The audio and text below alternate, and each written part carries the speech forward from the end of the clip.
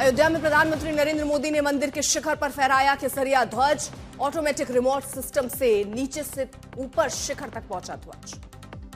पुजारियों ने वैदिक मंत्रोच्चार के साथ ध्वज फहराने की प्रक्रिया की शुरुआत की। पूजा में प्रधानमंत्री मोदी के साथ बैठे सीएम योगी आदित्यनाथ, आरएसएस प्रमुख मोहन भागवत। इस पावन अवसर के साक्षी बने बड़ी संख्या में आए साधु संत और मेहमान, सभी ने लगाए जय श्री राम के नारे। शिखर पर ध्वज फहराता देख हर्षोल्लास के साथ झूम उठे भक्त, सभी ने तालियां बजाकर जाहिर की खुशी। प्रधानमंत्री मोदी ने रामलला सरकार के दिए दर्शन। रामलला की भक्ति में लीन दिखे प्रधानमंत्री, लिया भगवान का आशीर्वाद। प्रधानमंत्री ने श्री राम जन्मभूमि मंदिर में पहुंचकर सबसे पहले सप्तऋषि मंदिर में सातों ऋषियों के दर्शन किए। प्रधानमंत्री मोदी ने पूरी आस्था और श्रद्धा के साथ सभी मंदिर में पूजा अर्चना की। माता अन्नपूर्णा का किया दर्शन पूजन, साथ में सीएम योगी रहे मौजूद। प्रधानमंत्री मोदी ने राम दरबार के किए राम परिवार के दिव्य दर्शन, साथ में दिखे आरएसएस प्रमुख मोहन भागवत। प्रधानमंत्री मोदी और भागवत ने राम परिवार के सामने हाथ जोड़कर किया नमन। दोनों लोगों ने उतारी प्रभु श्री राम दरबार की आरती। वैदिक मंत्रोच्चार के साथ हुआ पूजा पाठ। प्रधानमंत्री ने मंदिर के पुजारियों को भी किया प्रणाम। राम परिवार की फूलों और वस्त्रों से हुई भव्य सजावट।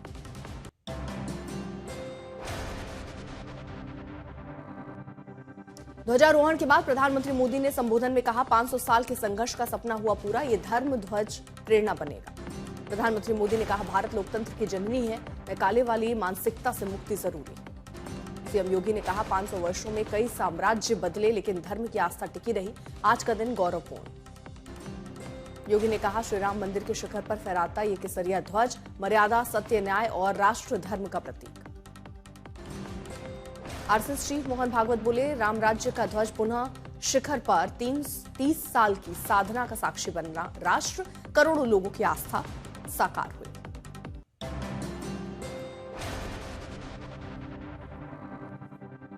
श्री राम मंदिर के शिखर पर फहराई गई केसरिया धर्म ध्वजा की लंबाई 20 फीट और चौड़ाई 11 फीट। ध्वजा पर कोविदार वृक्ष, सूर्य और ओम प्रतीक चिन्ह अंकित है।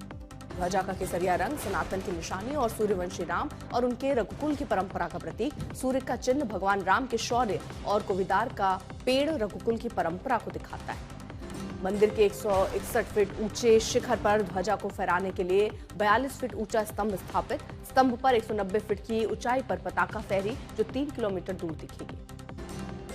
करीब 4 किलो की ध्वजा को अहमदाबाद के कारीगरों ने नायलॉन पैराशूट फैब्रिक से तैयार किया। ध्वजा धूप, बारिश और तेज हवा से सुरक्षित रहेगी। जिस तरह ध्वजा फहराई गई, उसी तरह कंट्रोल रूम से ध्वजा को नीचे भी लाया जा सकेगा। पुजारी ध्वजा को आसानी से बदल सकते हैं।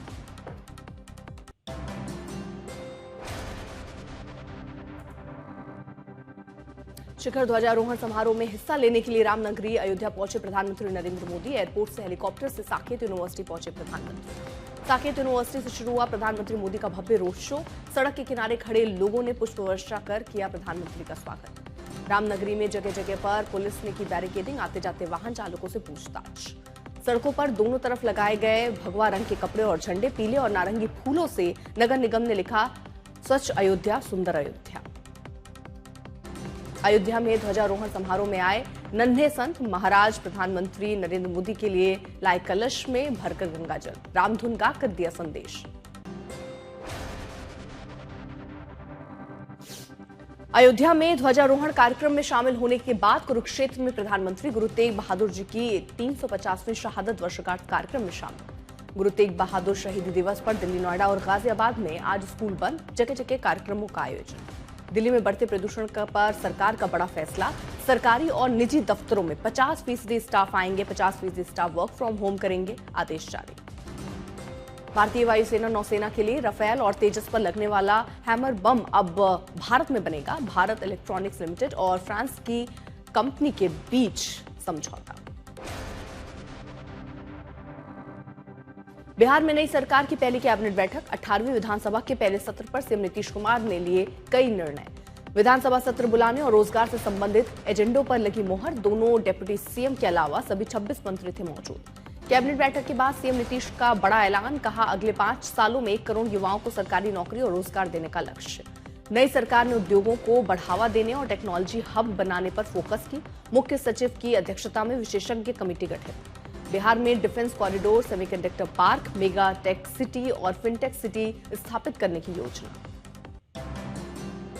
सीएम नीतीश कुमार ने बताया, नए औद्योगिक नीतियों और आर्टिफिशियल इंटेलिजेंस मिशन के माध्यम से राज्य को अग्रणी बनाने का संकल्प। बिहार विधानसभा सत्र 1 से 5 दिसंबर तक कैबिनेट ने प्रस्ताव तैयार कर राज्यपाल को भेजा।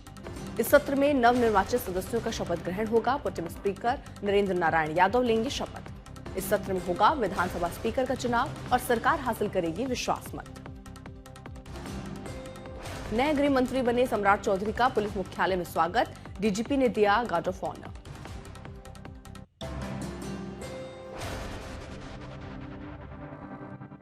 बिहार बीजेपी प्रदेश अध्यक्ष दिलीप जायसवाल ने उद्योग मंत्री के रूप में संभाला कार्यभार। कहा, बिहार के हर जिले में खुलेंगे उद्योग। बिहार के कृषि मंत्री के तौर पर रामकृपाल यादव ने आज आधिकारिक रूप से संभाला कार्यभार। चिराग पासवान की पार्टी एलजेपीआर के कोटे से मंत्री संजय कुमार सिंह ने पूजा और मंत्रोच्चार के बीच पीएचईडी विभाग का कार्यभार संभाला। दिल्ली में टीएमसी सांसदों के साथ 28 नवंबर को बैठक करेगा चुनाव आयोग। कर्नाटक की कांग्रेस सरकार ने बड़ी खींचतान। दिल्ली में डीके शिव कुमार के समर्थक विधायकों की जारी मोर्चाबंदी। खड़गे बोले, आखिरी फैसला आलाकमान का। संसद के शीतकालीन सत्र से पहले किरण रिजिजू ने 30 नवंबर को बुलाई सर्वदलीय बैठक। महाराष्ट्र नगर निगम चुनाव प्रचार के दौरान एआईएमआईएम नेता का नितेश राणे पर निशाना। कहा, किसी दिन ओवैसी साहब के सामने आ गया तो उसको शेरवानी की जेब में डालकर वो हैदराबाद न ले जाएं। महाराष्ट्र निकाय चुनाव मामले में आज सुप्रीम कोर्ट में सीजेआई सूर्यकांत ने की सुनवाई। महाराष्ट्र के स्थानीय निकाय चुनावों में ओबीसी आरक्षण पर सुनवाई। ग्राम पंचायत और नगर परिषद चुनाव प्रक्रिया जारी। दिल्ली ब्लास्ट केस के आरोपी मुजम्मिल को फरीदाबाद लेकर पहुंची एनआईए की टीम। सेना ने ऑपरेशन पवन के शहीदों को दी पहली आधिकारिक श्रद्धांजलि। दिल्ली में नेशनल वॉर मेमोरियल में कार्यक्रम आयोजित। चमोली में आज दोपहर 2:56 पर बंद हुए बद्रीनाथ धाम के कपाट। सेना बैंड की धुन के बीच दिखा श्रद्धालुओं का उत्साह। दिल्ली में हवा की गुणवत्ता में नहीं दिख रहा है सुधार। लगातार अक्षरधाम इलाके में छाई है धुंध। अक्षरधाम इलाके में धुंध के चलते विजिबिलिटी कम होने से लोगों के लिए भी चुनौती बढ़ी। वाहन चालकों की समस्या बढ़ रही। दिल्ली के रोहिणी और लोधी गार्डन इलाके में लोगों का सांस लेना मुश्किल। रोहिणी में गंभीर स्थिति में AQI। मुंबई में भी प्रदूषण के चलते छाई धुंध, लोगों के लिए साफ देख पाना मुश्किल। मयूरभंज में भी छाया दिखा कोहरा। फूल पत्तियों पर दिखी ओस की बूंदें। पारा गिरने से बढ़ी ठंड।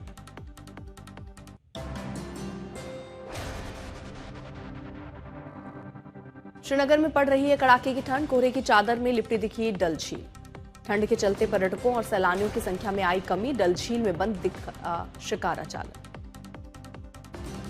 लोग सड़क के किनारे अंगीठी से हाथ सेकते आए नजर। गर्म कपड़ों से लोग खुद को ठंड से बचा रहे हैं। श्रीनगर में रात में पारा लुढ़कने से माइनस में जा रहा है तापमान। मौसम विभाग के अनुसार 2 दिसंबर को हो सकती है बर्फबारी।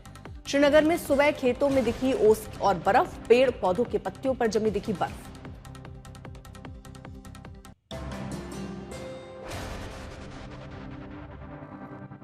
अहमदाबाद में हड़प्पा के दौर की चीजों की 1 दिवसीय प्रदर्शनी लगाई गई। युवाओं ने इन चीजों को देखा और इनके इतिहास के बारे में जानकारी हासिल की। राजौरी के तिरमिली शरीफ के 51वें उर्स का आयोजन किया गया। बड़ी संख्या में लोगों ने दरगाह पर नमाज अदा की। अमृतसर में गुरु तेग बहादुर साहिब के 350वें शहीदी दिवस पर नगर कीर्तन का आयोजन किया गया। खाद्य वाद्य यंत्रों की चारों ओर गूंजी आवाज। सिख समुदाय के लोगों ने जमकर लगाए जयकारे। लड़कियों ने बांसुरी बजाते हुए शहर की सड़कों पर मार्च किया। कई जगहों पर श्रद्धालुओं का हुआ स्वागत। बागपत में केंद्रीय मंत्री जयंत चौधरी और अश्विनी वैष्णव ने स्किल डेवलपमेंट सेंटर का उद्घाटन किया। अश्विनी वैष्णव ने 2 नई ट्रेनों को दिखाई झंडी।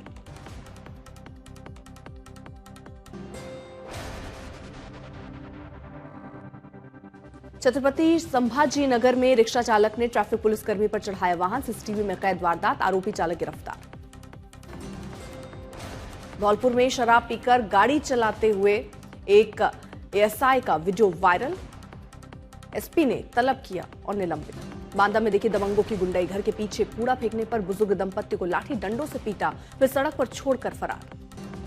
झारखंड की गिरिडीह में जंगली हाथियों ने 2 को कुचला। मौके पर हुई मौत। एक महिला को उठाकर पटका। ग्रामीणों में दहशत। झारखंड के रामगढ़ में 2 बच्चों की लड़ाई में 2 समुदाय के बीच तनाव। मारपीट और हवाई फायरिंग के साथ बंधक बनाने का आरोप। पुलिस ने दोनों के खिलाफ दर्ज की शिकायत। बांदा में पत्नी से अवैध संबंधों के शक में पति ने चचेरे भाई की कुल्हाड़ी से हत्या की, आरोपी गिरफ्तार। मुजफ्फरनगर में बोरे में अज्ञात युवक का शव मिलने से मची सनसनी, शमशान घाट के पास रजवाए से बरामद।